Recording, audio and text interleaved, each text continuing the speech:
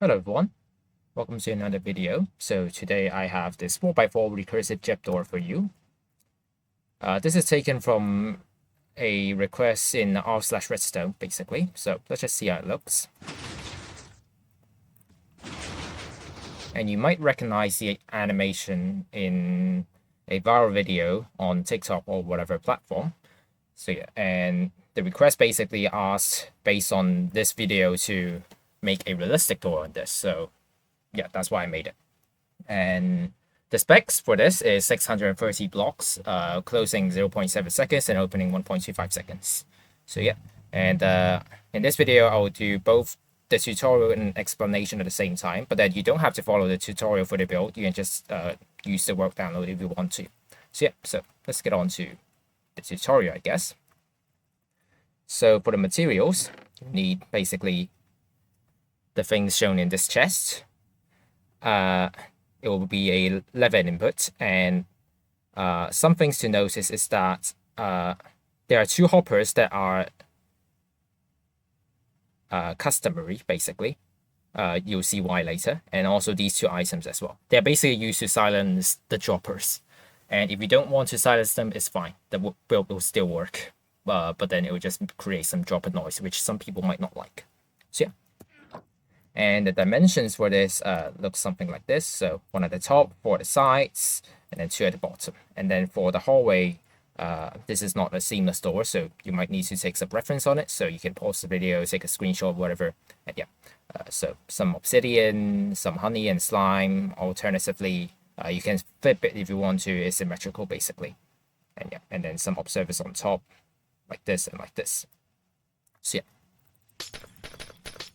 So let's get into the building, and I guess before I actually build anything, let's just copy the piston layout first. So we are going to do some double extenders to push everything from the sides to the middle. And the way we do it is pretty simple. We just have 4 doubles on each side. That will push these doubles into the middle, and it will be powered by some stuff within the hallway.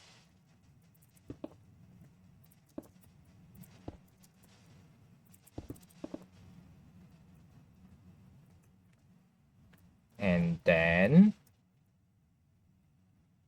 yeah, let's build the other stuff that is used to push the doorway blocks. It's a bit interesting because we will have a line of blocks here, a line of sticky pistons, and then we will have some pushers, a double pusher. Same for the other side because this is symmetrical.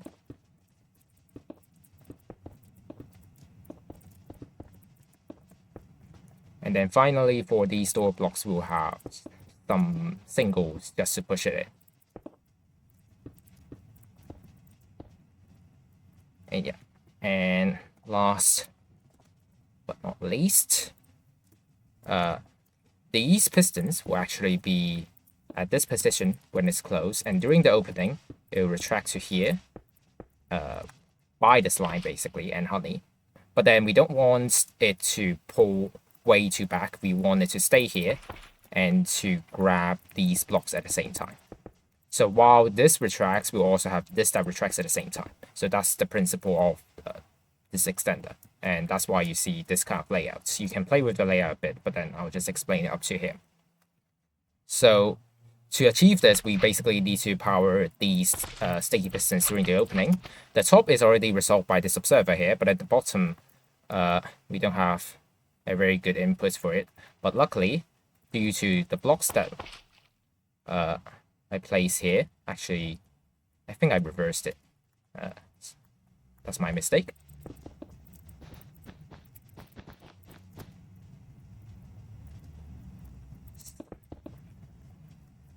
Yeah.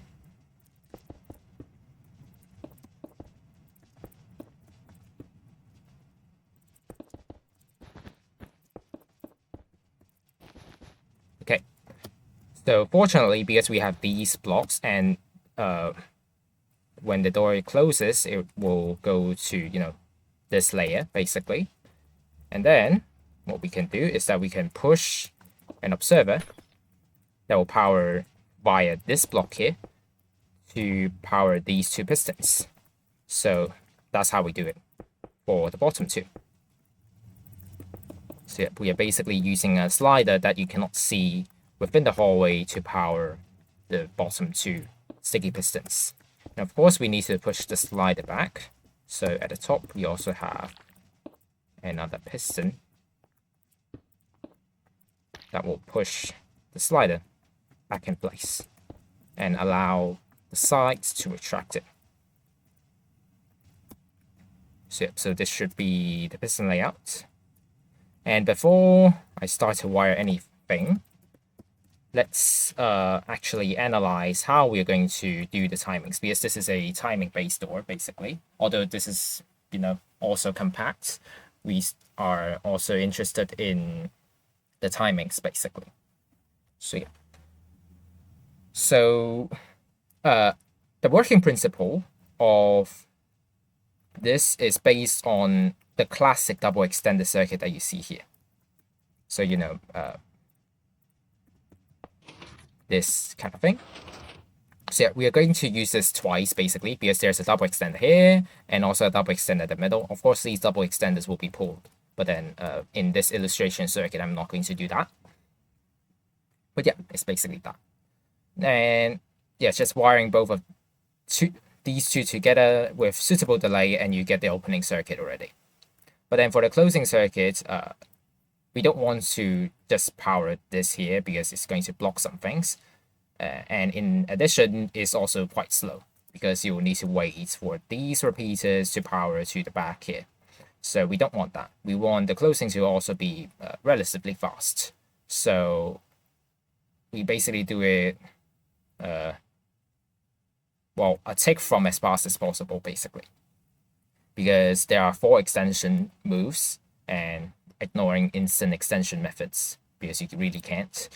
But then we will add one more tick for some reasons I will explain in the future. So hence we will have this turn on 1 tick or 2 gain tick after during the closing. And then this is just 2.5. This will be 4. And then this will be 5.5. So, all things 1.5 ticks or 3 gain ticks apart. And yeah, so you will see something like this. And then the opening circuits, just basically the minimum delay without any special 1 gain tick methods to power things. So we're just going to have, some kind of circuit like this. And which you will see, the delay is something like this, and this, and also these, basically. And this also determines the opening speed already. Yes, this will turn on at 10 and turn off at 11. So this will finish its retraction at 12.5 ticks, which is 25 gain ticks as well. So this also corresponds to 1.25 seconds, assuming plus 0.15 second rule. So yeah. And for the closing time, based on this here, close 5.5 on, this will be 7 ticks or 14 gain ticks and 0.7 seconds basically. Again, assuming there's plus 0.15 second rule. Yeah. So this is basically how we are going to time our double extenders basically. And you'll basically see it throughout the entire circuit. Okay, so let's get on to the building. Now, this door itself is going to facilitate more of a constant signal base instead of pulse base, because pulse base you would rely on observers, but then this is more on constant signal, so we are going to rely on resident dust a lot more. So this is also the reason why you see actually a lot less, very few observers compared to, actual resident wiring, as in dust. So yeah. And the inputs we're going to do is at the bottom,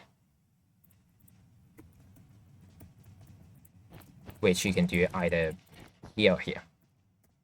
Well, you can also do it on other positions, but then they are all going to be slabs. So the valid inputs are only these two blocks.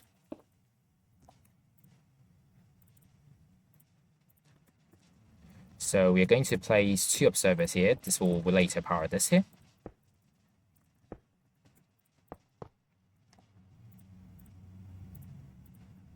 And then place some dust here. Get a lever. And then turn it on. See. And we were also, of course, going to place our input at bottom for some very obvious reasons, because we're going to do slab towers. Signal transmission from up to down via dust is not so friendly. So we're going to go from down to up, which makes a lot more sense. And then we are going to extend our input line via this.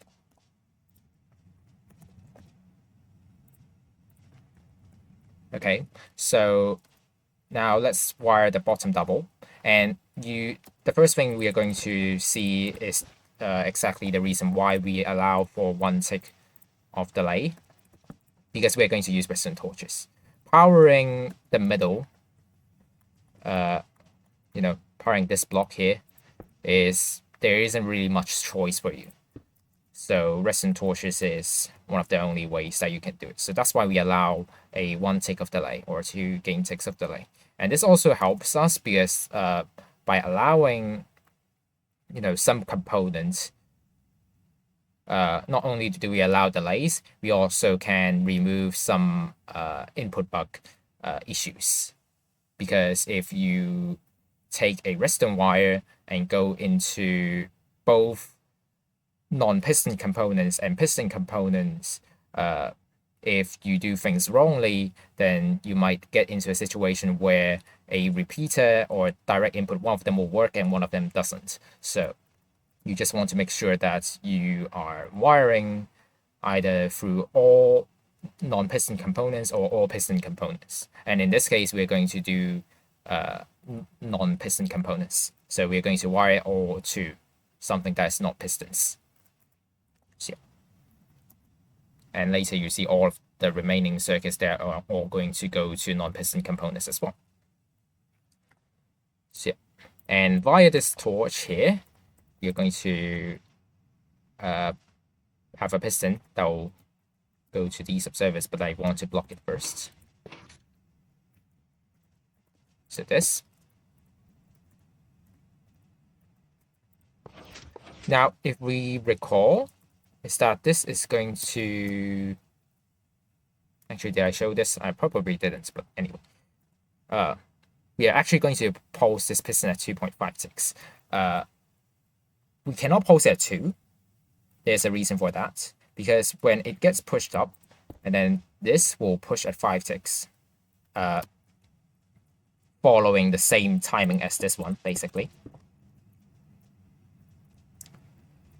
And when this pushes down, and this is pushed at 2, what this will cause is that the observer at this position is going to power through this block and power this piston again, which is not what we want. So we want instead is that the observer only emits 1 pulse, and that's the pulse when it goes up into this position and powers the pistons, these 2 pistons.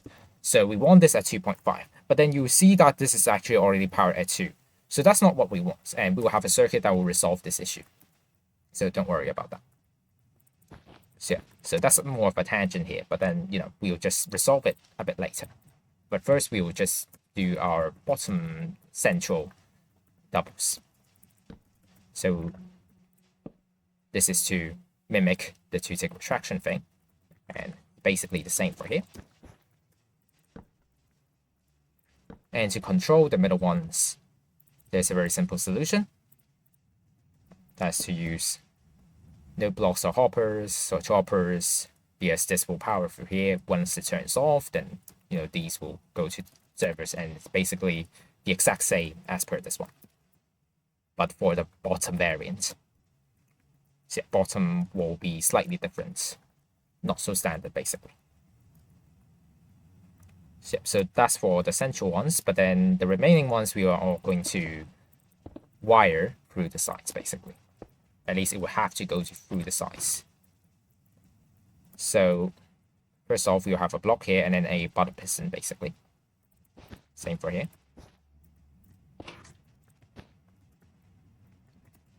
Then we'll have torch. And we want to power all of these at 1 to create the animation, basically. Because this is going to power at 1, so we want these blocks to go at the same time.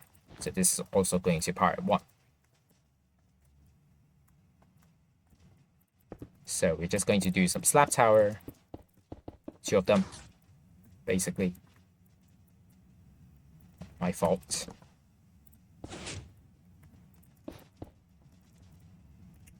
Same for here.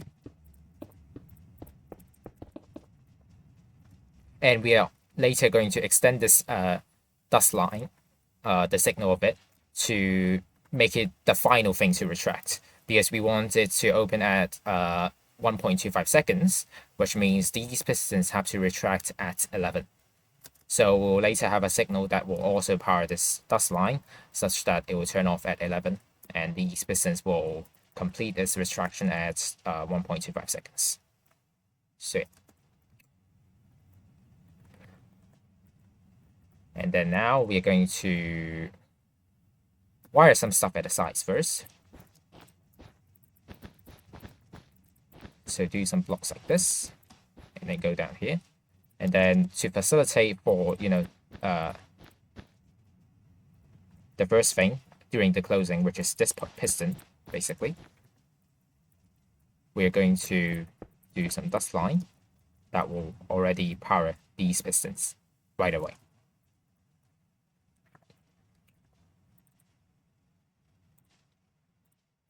And then again, continuing on the sides, we want to power these, also the first thing, basically, during the closing.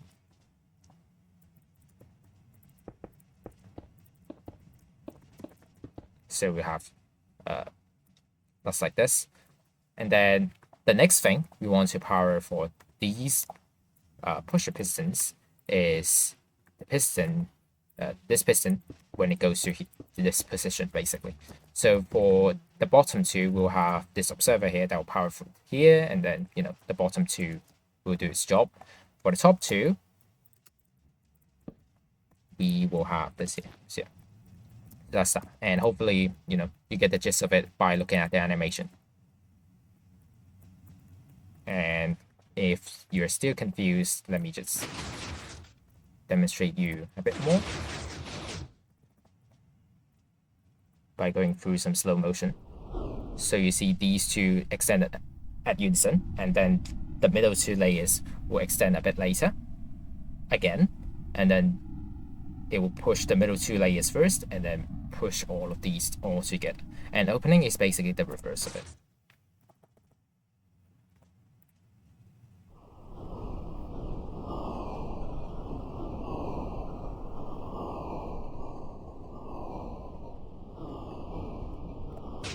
So yeah, so you see the animation that we're going for, and by combining this knowledge with the timings here, you get the results on why we wire the pusher pistons like this. So yeah, so that's that, and we are going to wire these first before we continue. So on the first thing is that we want to resolve the 2.5 tick issue here. Yes, this is 2 ticks. So we want this to, fire a bit later. And the answer is just to add an updated piston here. Because this is buttered, and then it will only update it after 1 tick, during the opening at least. And, this will basically fire at 1 tick, and this piston can only extend at 2.5. And that's how you get the 1 game tick delay from this observer. So, yeah, so that does the job very neatly and very compactly, basically. And then to control these, what we're going to do is that this is for the retraction circuit. So we have a 4 tick here, dot torch to here. And for this here, it's very simple, just 2 tick like this. And we can confirm our timings are correct: 1, 2, 6, 7. 7 to here, and then 9 to here. Yeah. Now, of course, these are also going to be the same timings. So the way we do it is basically the same. No difference. Just have a dust to connect to here. And then we want to retract the middle ones during the opening. So again, to mimic the things that we do on top, we also do that at the bottom. So we just have a 2-tick repeater, go to an observer, and then pulse these. Very simple. But then you might notice a problem if you're a bit smart, is that during the closing, we actually want this to power at 1.5 already. But then this circuit obviously doesn't do that. So how do we do it? Well, this relates to a circuit that we'll do here. So while at it, we'll also resolve the top. That does basically the same thing as the bottom. So, this does and this does powers these two first thing during the closing, these two first thing during the closing. And then we're just going to have a 1-tick repeater that will power these. And then this does will fire through the obsidian to quasi power these pistons, which will be there a bit later. So it will automatically update itself because the 1-tick repeater is a bit fast relative to this piston. Okay, so we basically sorted out this double completely, if I didn't miss out anything. Yep. And then to have this, the last thing to retract during the opening, we want to retract it at 11 ticks. So the latest thing that will turn off is from this 2-tick repeater. So we are going to use that and modify this by having a target instead. Place 2 blocks here. We'll have 2-tick repeater and then dust here. The reason why we want a target, we also need to block this dust. The reason why we want to have a target is because this dust here otherwise will power via the solid block to this redstone torch, which isn't what we want.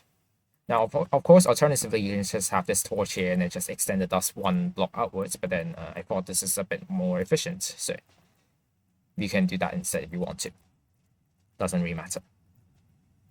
So yeah, so that's that, and now we're just going to copy it on the other sides. So let's just do that.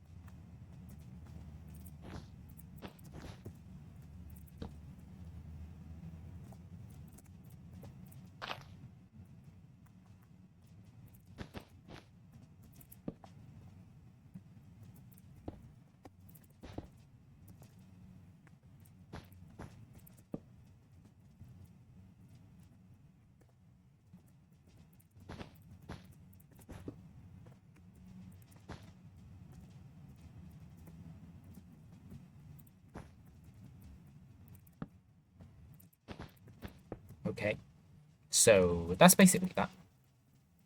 Again, if I didn't miss anything.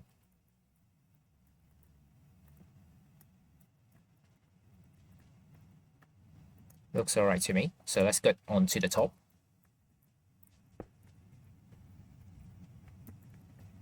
So for the top is a bit more complex because we actually have less space than the bottom. This is one layer less. So we need to be a bit smarter, basically. Now we are going to sort out this first. The unfortunate thing is that we don't actually have that sufficient space to do all the things we want to. So we're going to use some a bit weird methods to power the top. So first off, you'll have the optional dropper hopper with an item in it. So you don't necessarily need to have an item, nor do you need this hopper here. But then if you have it, then you silence the dropper, which will be powered by the resin dust to here in 1.16 plus via the direct redirection of the 2-tick repeater.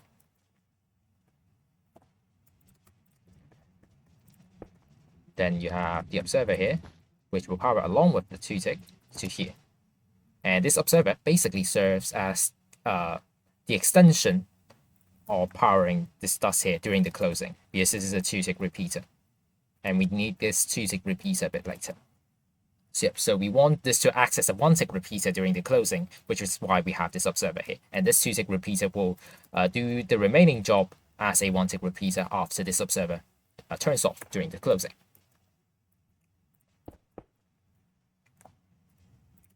Then we'll have some slabs, and yes, this is a honey or slime, so we need a hopper. Just add that here. And then we want chain of blocks first, I guess. And then basically the standard double that you'll see.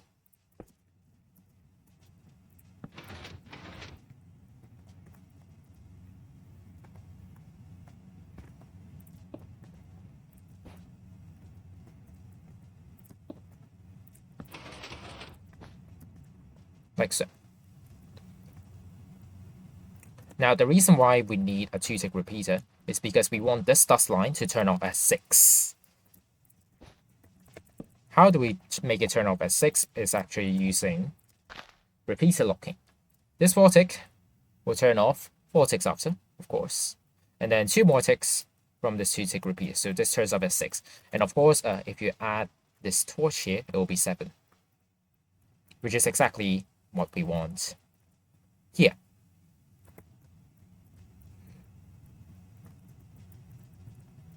So that's how that does it. Now, another unfortunate thing is that we will have a circuit later that will basically fire this circuit here. But then this circuit actually comes out very late.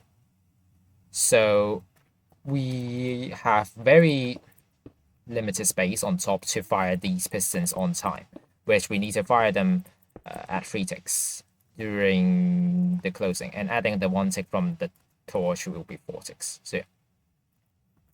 But then here it was already 3 ticks already.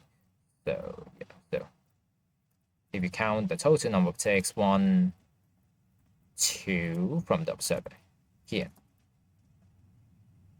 And then we need to power this at 4. Now, adding an observer here actually works, fortunately. And this is also the reason why we need the observers here. Because we cannot afford 2 observers or 2 ticks of delay to this dust here, unfortunately. So what we do instead is just to make these observers just for the closing. So it's a bit weak, but you know, it works. So yeah. Also, technically, you can remove one of the observers here.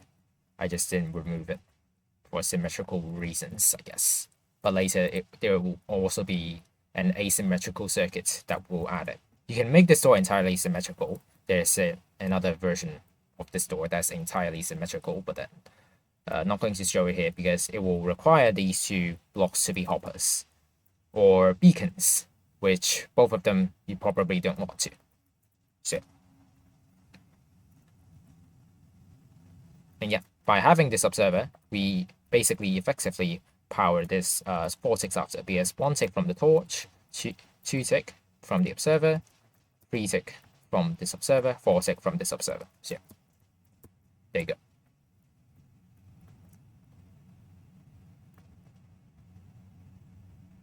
And to power this at 5-6 during the opening, here, it's very simple. A 3-tick repeater with an observer here. 4 ticks, adding the torch, 5 ticks. Done. Now we basically copy it from the other side as well.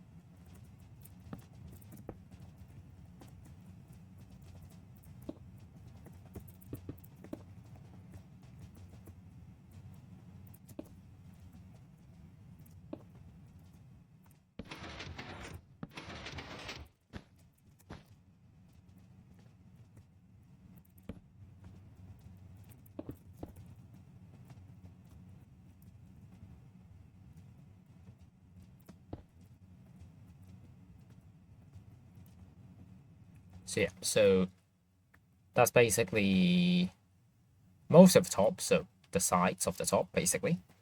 Now to power the center, we are actually quite strict with the timings, because the pistons will arrive here, and if this is powered too early, this does specifically, it will quasi-power these pistons.